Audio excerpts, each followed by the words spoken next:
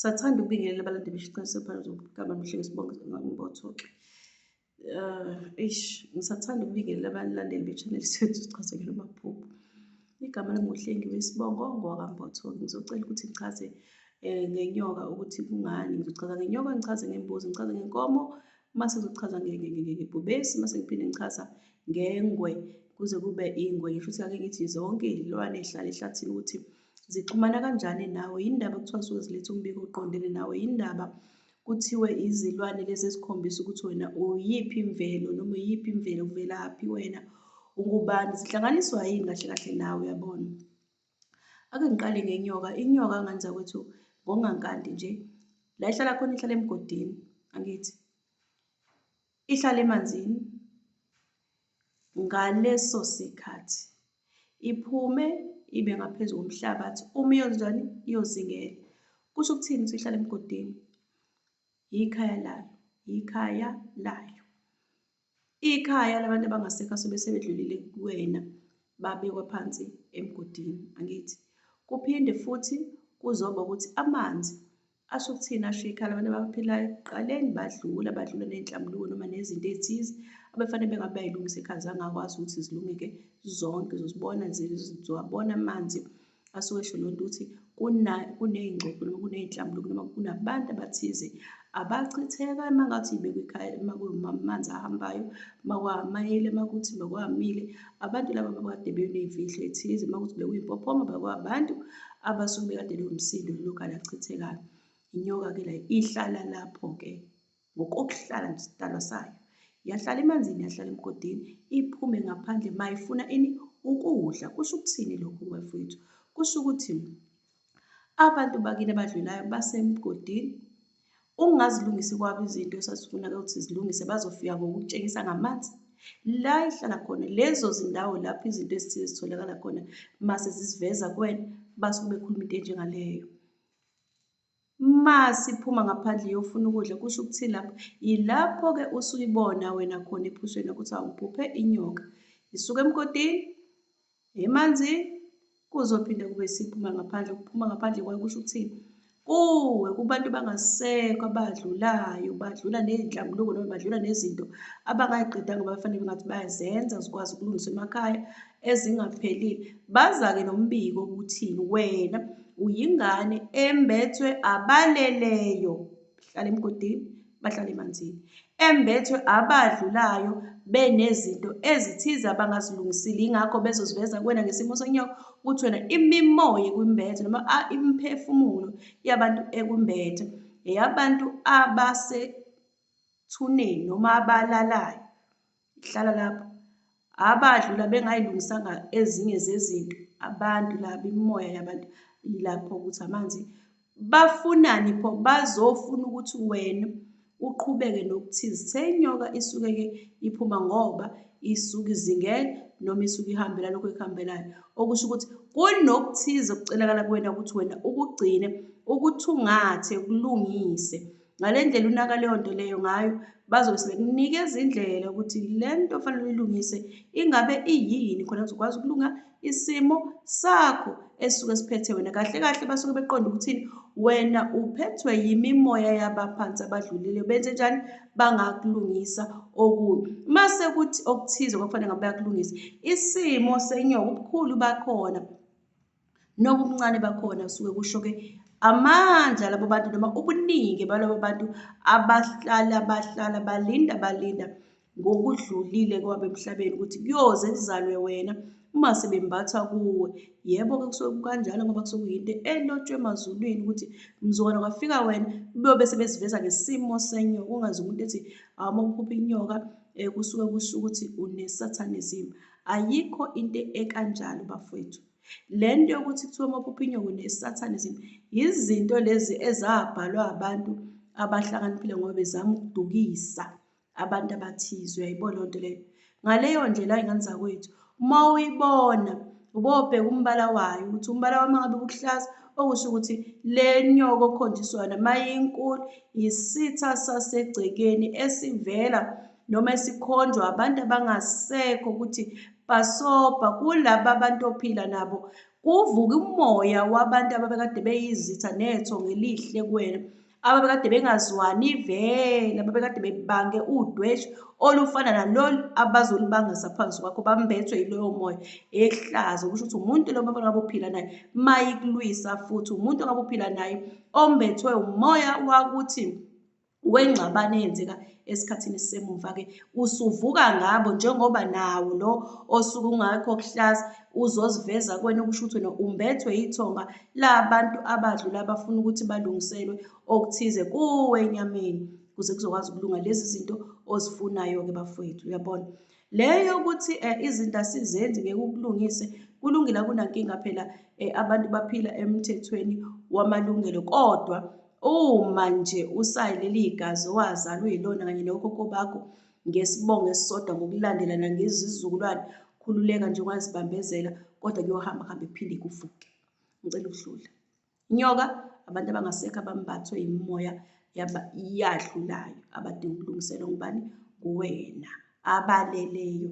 Nayo nje ubose uhamba nangesi ungakuchaza ngendlela yonke iyona. Sidlule-ke bafowethu size lapho abakukhombisa khona mhlampe inkomo. Ngenzela nje ukuthi ube nolwazi ukuthi yingani kushiwo njalo. Bakutshengisa inkomo basisithi awuphupha inkomo emnyama, ngaphupha inkomo emhlophe, mase bethi abantu nami mhlawumbe mase ngiyakutshela hawu imali. Kungani phosithi imali? Ngiyazi abantu abakaze bebuze le nto ukuthi ungezwa umuntu ethi imali kanjani kuthiwa imali. Asiqaleni-ke, inkomo iyafuywa ekhaya, ifana nomuntu wasegcekeni noma ifana nento yasegcekeni ewusizo egcekeni. Inkomo uma uyifuyile uyazi uzothola inyama, inenyama, iwukudla kwena. Inkomo uma uyifuyile iyini kuwena? Iyisikhumba, iyingubo kuwena. Okusho ukuthini? Wena uzokwazi ukudla unenyama nje, uzodla uphinde wembathe. Okusho ukuthini? Basho ukuthini labo bantu? Bazokondla. Bazokondla ngani pho? Ekuqaleni abantu bebethi uma bekhombisa ukuceba bebeba ney'mfuyo befuye ukutshengisa ukuthi bazoba nokuningi noma kunokuningi okukhona lapha abaphila ngakho, abonakale ngaleyo ndlela ukuthi cha, uyasutha lo muntu, uyabona uphila kahle.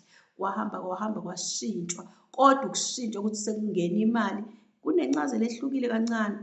La isikhumba uzombatha wena, inyama uzodla wena, futhi okuhlambulukile ngokuhlukanisile, ukuthi le mali ozoyithola akusiyo imali ezobiza ngokungcola, izobiza ngokuhlambulukile, ngokuvumelana abantu abangasekho nawe ukuthi bakupha leso sibusiso njengamanje sokuthi uzothola imali.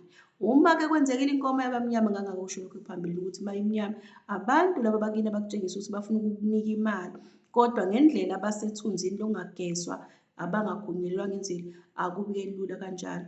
Ufise engathi ungamhlambulula khona ezokwazi ukuthi ayisebenze lento, ifike ezandleni zakhe, angafiki ethunzini elimnyama kanjalo.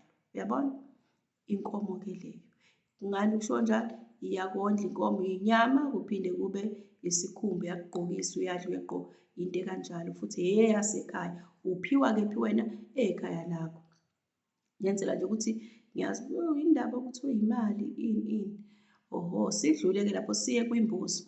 Uma uphinda futhi ubona imbuzi eyasekhaya, futhi yinto yasekhaya iqhamuka kubantu bakini ngokwegceke. Lezi zinto inkomo, kuzophinde kuba yimbuzi, lezi zinto lezi suke yikhuluma nabantu ngokuthi okuzokwenzeka noma okufunakala kwenzekile. Kodwa uma kuyinyoka bakutshengisa ukuthi wena zazi ukuthi umuntu onganyelwe abantu abadlula, bambethe, bahleli wena balinde ukuthi umoya wakho ukhuphukele esigabeni esithize sokuqonda imfihlakalo yabo ngawo, ukuthi yini into ofanele uyenze ngabo, yini ofanele wena uyazi ngabo. Futhi inyoka leyo mase siza lapha embuzini, imbuzi ithini? Iyafuyisa ekhaya, yinto efanele yenzeke ekhaya, okungazothatha iminyaka leyo nto ukuthi ufanele uyazi noma uyilungise.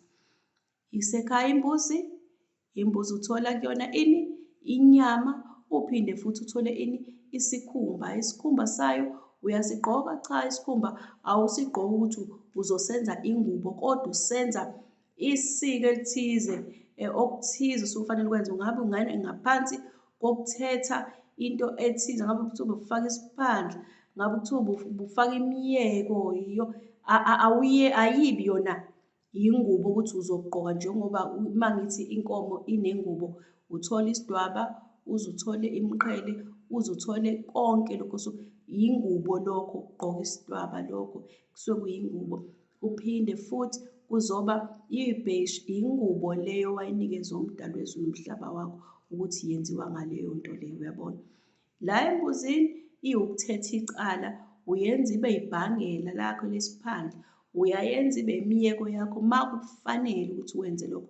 Iyenziwa ibe imbeleko, iyenziwa into ethize njengesongo, njengemigexo, osho ukuthi yaso isikhumba, njengembeleko, iyinto yokulekelela, sho ukuthi kahle kahle isuke ithethe icala ngoba nakhona lapho uma uzoyenza usuke uzogcina into ethize ikwazi ukuthetha icala. Uma uyibona ube wazi-ke ngane yakwethu ukuthi yinto yasekhaya ofanele uyilungise. Make wayibona imbuzi kunento ofanele ulungise emsamo engaphelele kahle kahle eyicala yenza ukuthi kuvuleke igebe lokonakala kwezinto ezithize.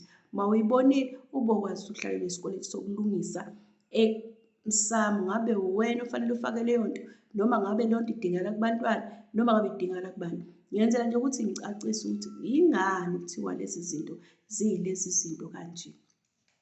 Siphinde-ke sidle futhi ihlukanisile wengane zathi ngoba iyetshisa, kusho ukuthi leyo nto lisuke kufanele uyenze ngokuhlambulukileyo, iyadingakala, iwungqo, ayishoni ngapha, ayishoni ngapha, yenza lokho ofanele kwenzeke. Ngicela uphinde ngidluleke futhi. Siphinde futhi uthole ukuthi nangumuntu uthi ngiphuphe mina ibhubesi, uyabona. Ungazi noma sengilibalile ibhubesi. Ngiphuphe ibhubesi, okusho ukuthini lokho? Asiqale futhi. Ibhubesi lihlala kuphi bafowethu? Ehlathini. Liyadliwa? Cha, alidliwa. Ngobani? Alihlukanisile. Isikhumba sakhona siyagqokwa. Sigqokwa ngobani? Amakhosi. Ake sihlehleke futhi.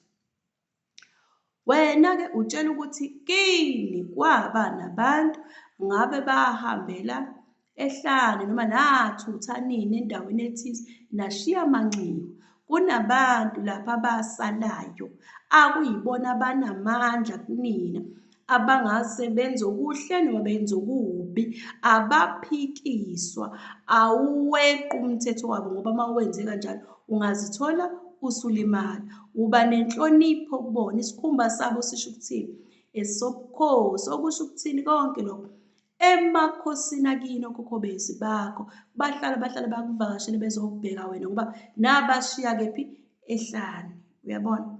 Ngaleyo ndlela basuke sebekuveza ukuthi wena owasebukhosini bohamba ukhumbule phela ukuthi awuqhumi nje kulesi izukulwane esukusona, kodwa kuhambe kuvuke ukhokho wakho noma ukhokho bezi bakho behlale bekubheke wena ukuthi uyobakhumbula yini, nakhumbula futhi lesi silwane sihamba ngani, sidla inyama, sikudle okunye. Okusho ukuthi uyoze ubakhumbule nini okhokho bakho, kulungise phela wenze isihlangu, ulethe inkomo ukwazi ukuhlangabeza bona ngokukhethekileyo ngendlela abazokutshela ngayo ukuthi wena khona kukanjalo umbethwe abantu abangokhokho bezi bakini. Uma uthola ukuthi bebelwana okungavamisileke, uthola ukuthi belilwana ubokwazi njengane yakwethu ukuthi wena ungase uthole induku kokhokho bezi bakho. Akulona-ke iphupho elivamise ukuthi uthole ukuthi seliyalwa nawe, yabona. Uma uthola ukuthi uphuphile umhlambi wamabhubesi ehleli wonke phansi, ubokwazi ukuthi wena ugadwe yithonga elihamba lihambe likulandele lapho usuke uqhamuka khona, uya khona noma uphuma khona. Ngokuthini? Umuntu ohamba nezitho eziningi okwenza ukuthi khona lisehlane idlozi lakho noma lingekho ehlane kahle kahle lasala emzini owafayo nathutha, kodwa alishiyile ukunamathela kona ngoba kungenzeka ukuthi wena wedwa, kuyaphoqa ukuthi lithembele wena kakhulu, ingakho lisigadela wena okhokho bezi, umntwana wamakhosi wakini ngesibongo-ke sakho, uyabona. Kokhokho bezi bakho abagade nina esibongo. Nakanjalo futhi tiger noma ingwe ngokunjalo nangokukhethekileyo isuke isho khona ebukhosini, kodwa okunjani? Isuke isisho yona uma, uyabona. Isuke isingena ngaphansi umama, uyabona. Khona kuyisebukhosini ngane zakwethu. La maphupho lawa bafowethu, makwenzeka uthole ukuthi uyawabona kanje, kuhle ukuthi uwalandele ngoba akutshela ngokuthi wena uqhamuka kuphi, ungubani wena, ngesilwane nina kini esiyimvunulo noma esiyisembatho eningasihle, yilapho oqhamuka khona. Ngesilwane wena, ngisho ezilwaneni ezihlukanisayo, osidlayo, yinto oyiyona. Ezilwaneni ezidla noma yini ozimbathayo, yila kuqhamuka khona okhokho besibakho, ila kuqhamuka khona amandla kini. Phinde futhi mase ngizobala lezi ezinye ezilandelayo. Ngabe uphuphe indlulamithi, ingwenya, indlovu, kuze kuphinde kuzoba ake ngigcine kulezi. Lezi engiy'bala la njengamanje, kusayibo futhi nakhona ukuthi bantu bakini abasale emahlane kodwa bakanjani, ababekade bengazwenile nomndeni wenu. Ngokuthini? Bala-ke izilwane ngale ndlela esiy'bala ngayo. Yingwenya, umuntu lona wayengafuni ukutshelwa, owazi ukuthi ma umthintile uzokulimaza, uyabona? Ngeke aze aba nankinga nalokho. Uma uphinda futhi wena ngabe indlulamithi, umuntu lona owayethi noma nina ningamchazela kangakanani ukuthi lento kufanele mayihambe kanjena, afune ukuyihambisa ngendlela yakhe ngoba ebala ububanzi noma ebala ukubaluleka kwakhe nokuthi uphakame kangakanani noma ukuthi yini angcono ngayo yena, kodwa umqondo wakhe ube umfishane, uthole ukuthi anisazozwana-ke nibangalokho. Bakhona abantu abakanjalo. Uthole ukuthi akatsheleki kodwa niyabona ukuthi lento ifanele ime kanje, athi cha fanele ime koze kulimale abantu. Nakanjalo nendlovu, umuntu ongadlulisi izinto, umuntu obambayo, kodwa futhi ebe umuntu onawo amandla okukwazi ukulekelela ekhaya, kodwa uthole ukuthi make namciphisa ubhoso ngeke nisazwana kahle. Lezi zilwane maziziveza kuwena, zisuke zizoletha-ke umbiko okanjalo ngesimo sakho. Aziveli zifike nje bokwazi ukuthi mawuzibona noma ngabe uyacimeza ucela ukubona ukuthi ngicela ukubona isilwane ekuyisona esiphethe umoya noma esingaletha umoya ukuthi mina ngiziqonde ukuthi ngingena ngakuluphi uhlangothi lokuphila emhlabeni. Ngabe luyiveze ngesilwane esihlukanisayo? Ngabe kuziveze ngesilwane esingahlukanisi? Noma nje uhlele ekuhlaleni kwakho uthi ngicela ukubona into ngokwesilwane, ngokwemvelo ekuyisona esenzeka emzimbeni wami, esiwumoya ongirawundile njengoba ongigonile njengamanje. Uyobona ukuthi mawucimeza mase kuyenzeka. Ngabe kuvela ingulube, uyabona?